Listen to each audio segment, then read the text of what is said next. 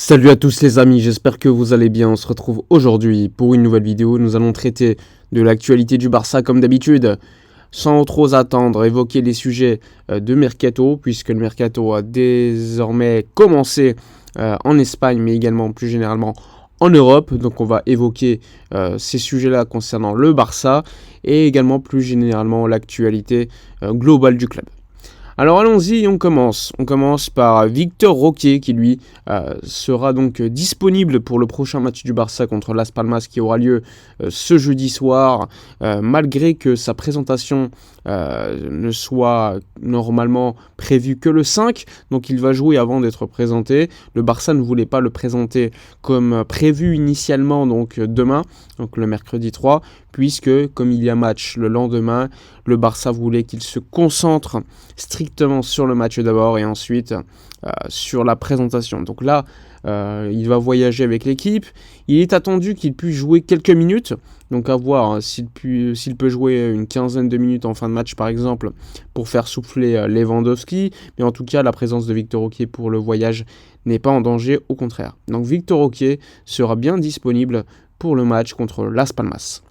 Ensuite, concernant le Mercato, le Barça, comme vous le savez, prospecte sur le marché afin de recruter potentiellement un milieu de terrain. Dernièrement, je vous avais parlé de Aleix Garcia, le milieu de terrain capitaine de Girona, leader à égalité avec le Real Madrid. Donc Aleix Garcia, on le sait, très fan du Barça, il l'a déjà dit publiquement plusieurs fois, c'est pas une surprise, on le sait. C'est un joueur qui est important, pour moi c'est le top 3 meilleur milieu de terrain de la Liga cette saison. Encore une fois, moi j'ai beaucoup de doutes, mais on va parler d'actu et ensuite analyser. Alors, selon le Barça, il n'a pas une clause de 20 millions d'euros, mais plutôt de 12 millions d'euros, alors que Girona, officieusement, fait filtrer qu'il ait une clause de 20 millions d'euros. C'est un petit peu ce qu'ils avaient fait avec Oriol Romeu à l'époque, en disant qu'il avait une clause de 10, mais finalement on s'est rendu compte que la clause était de 3,4 millions d'euros. Donc là aussi c'est un petit peu classique, même si là c'est un peu différent dans le sens où là c'est le capitaine qui joue en ce moment le leadership de la Liga, donc le voir quitter son club à mi-saison, ça serait surprenant, mais encore une fois, tout est possible dans le football. Le Barça, aujourd'hui, ne peut pas le recruter, puisque le Barça est en plein travail et doit d'abord créer du fair play, sachant que le Barça a 28 millions d'euros de fair play financier de côté, en réserve, le temps que Libero ou une autre société paye les 40 millions d'euros que le Barça doit recevoir. En ce sens, comme Libero n'a pas payé, le Barça est en recherche d'un autre investisseur. Et d'ici là, eh bien, le Barça a déposé une plainte contre Libero et eux également recherchent d'autres investisseurs pour débloquer ce fair play financier.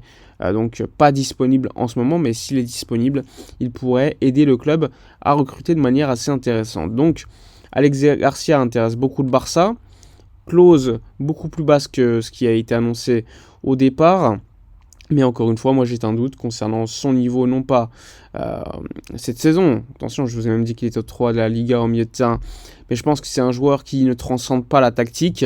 Et comme le coach aujourd'hui c'est Xavi, eh bien moi j'ai beaucoup de doutes concernant la possibilité pour Aleix Garcia de transcender la tactique de Xavi, qui est quand même pas un coach, encore une fois, qui met en avant le jeu. Parce que malheureusement le Barça depuis son arrivée ne joue pas bien au football de manière globale. Eh bien, pour moi, il faut des joueurs qui transcendent le collectif. C'est-à-dire que même si le collectif n'est pas bon, eux vont être bons, ce qui va permettre au collectif de briller mieux que prévu, en fait, du seul fait du coach. Donc ça, c'est quelque chose que je mets en avant assez souvent et que je pense que le Barça n'a pas recruté de joueurs qui transcendent un collectif depuis assez longtemps. Donc c'est un élément, à mon avis, important. Donc Aleix Garcia, pour l'instant, c'est qu'un milieu de terrain qui est pisté. Il y a beaucoup d'autres joueurs qui sont pistés par le club. Mais encore une fois, tout dépendra du fameux fair play financier, s'il est libéré ou pas. Autre sujet, le Barça est attentif au mercato européen. Puisque par exemple, il y a des joueurs qui n'appartiennent pas au Barça aujourd'hui à 100%.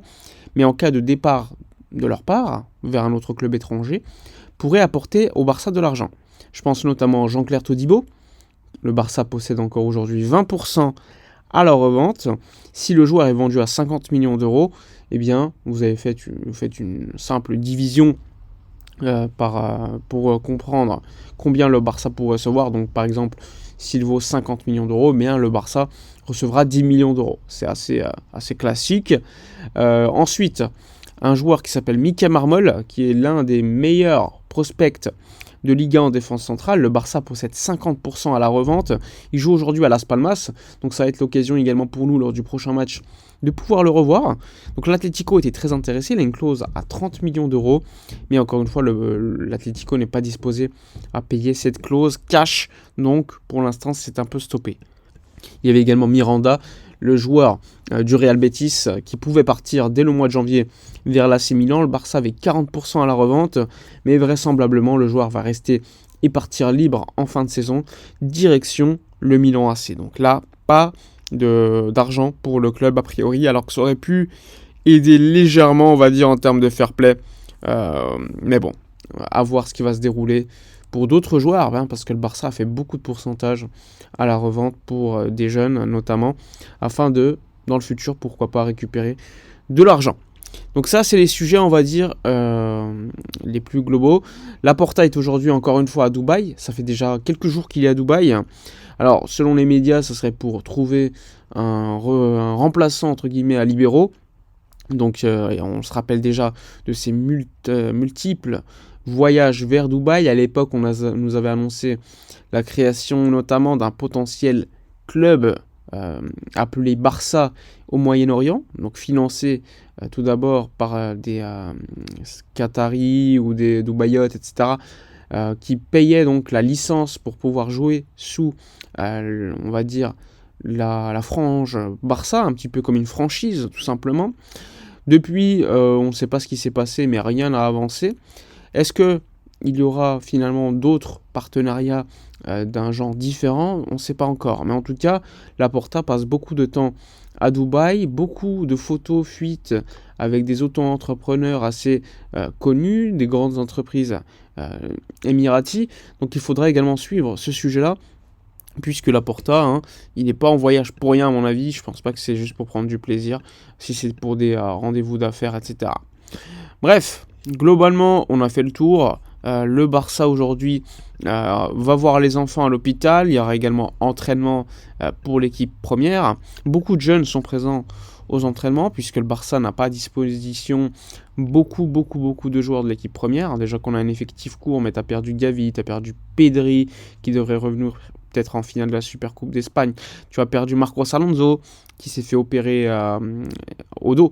Tu as perdu Ter Stegen aussi. Bref, globalement, tu as quand même beaucoup d'absents. Et donc, le Barça fait appel logiquement à des jeunes joueurs pour compléter l'effectif. Mais ça fait déjà beaucoup lorsque tu sais que le Barça avait déjà un effectif assez court. Voilà pour la vidéo de la journée. N'hésitez pas à donner votre avis, à liker, commenter, partager. Moi, je vous dis à la prochaine et d'ici là, comme d'habitude, portez-vous bien.